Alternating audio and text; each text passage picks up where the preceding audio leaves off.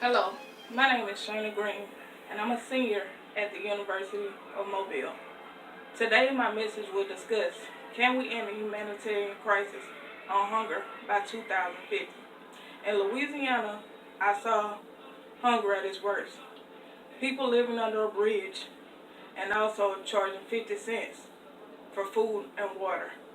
So this is what inspired me to make this video. I hope you enjoy it. Currently, we feed our hungry during major holidays such as Christmas, Thanksgiving, Easter, and during natural disasters. But what if we fed our hungry every day? The first group affected by hunger greatly are our children. 1 in 5 children struggle with hunger every day. Hunger affects families, single parents, the elderly. 2 out of 3 of our senior citizens are hungry. Our veterans who courageously serve this country. Even the food insecure. You may be wondering, what is food insecurity? Or better yet, who are the food insecure? Well, food insecurity actually affects us all. For instance, do you work a full-time or a part-time job? Are you a college student? Do you pay rent or tuition? Do you pay utility bills? Do you pay for childcare? Do you pay a cell phone bill? After paying all these bills, do you have enough to pay for food? If you answer yes to 3 or more of these questions, you could be one of the food insecure. That also includes myself. The United States Department of Agriculture, the USDA, defines food insecurity as a state in which consistent access to adequate food is limited by a lack of money and other resources at times during the year, which means you basically have access to food, but after paying bills, you don't have the money to buy food. One source even goes on to state that we actually have the food in the United States. The food is not the problem. Getting access to the food is the problem. For example, if I live in Pritchard and the nearest food bank is in Mobile, how am I to get to the food? We even throw food away before it is even expired. And in that case, no one has access to the food.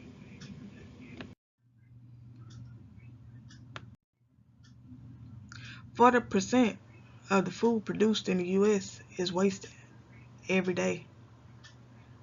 This could amount to about $600. And think about what you can do with $600. But we can end hunger by the year 2050. We can end hunger by 2050 if we start to use artificial intelligence with the device created by Microsoft called Yield that's located to my right. It thinks as a human. It tells farmers when to water the crops. It tells farmers when to fertilize the crops. It can also tell farmers when fruits or vegetables are ready to be picked, and it reduces a lot of waste. What if what if devices like Yield could help farmers produce more food to sell? What if farmers had extra food to give to the hungry? The Bitcoin has grown in popularity in 2018 especially. It is believed that this coin can end hunger. The Bitcoin is electronic currency used across the internet to buy and sell goods. You don't have to have a bank account, and its price can be anywhere from $1 to $3,000.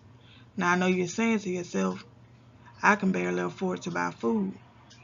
How can I afford $3,000 to buy Bitcoin? You don't have to buy Bitcoin to give to the hungry. There are other options that I'll mention later. Jason King of Shun's Outreach says, donate 1 Bitcoin and we'll feed 40 people. Imagine what you can do with 200 Bitcoins. There are apps available for donating to the cause of hunger, using cash or Bitcoins. But one thing I want to warn you against is please be cautious when donating to causes that you are unfamiliar with, and also apps that you may be unfamiliar with. The possibilities for ending hunger is now in our hands. What if we had many food banks in centralized areas accessible to the low income and homeless, stocked and managed daily? This will reduce the inaccessibility that the homeless and low income have to get food. Or what if the government gave incentives to those who had proof of donating or volunteering for the hungry, such as giving $500 to $2,000 on the income tax? Now you may be asking, what can I do to help? One way that we can all help the hungry is to donate our time to local food pantries. A second way that we can help is to donate money to food pantries. If you don't have time or money, you can donate extra food that you have in your home to local food pantries. And a fourth way is to write your government or Congress on issues that affect hunger in your community. I'd like to leave you with this. Matthew chapter 25, verse 35 through 39. I was hungry, and you fed me, thirsty, and you gave me a drink. I was a stranger, and you received me in your homes, naked, and you clothed me. I was sick, and you took care of me, in prison, and you visited me. The righteous will then answer him, when, Lord,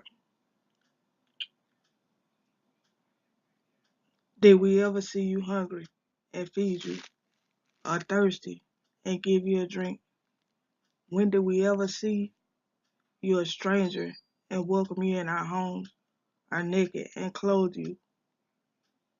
When did we ever see you sick or in prison and visit you? The King Jesus replied, I tell you, whenever you did this for one of the least important of these followers of mine, you did it for me. We did it for Jesus.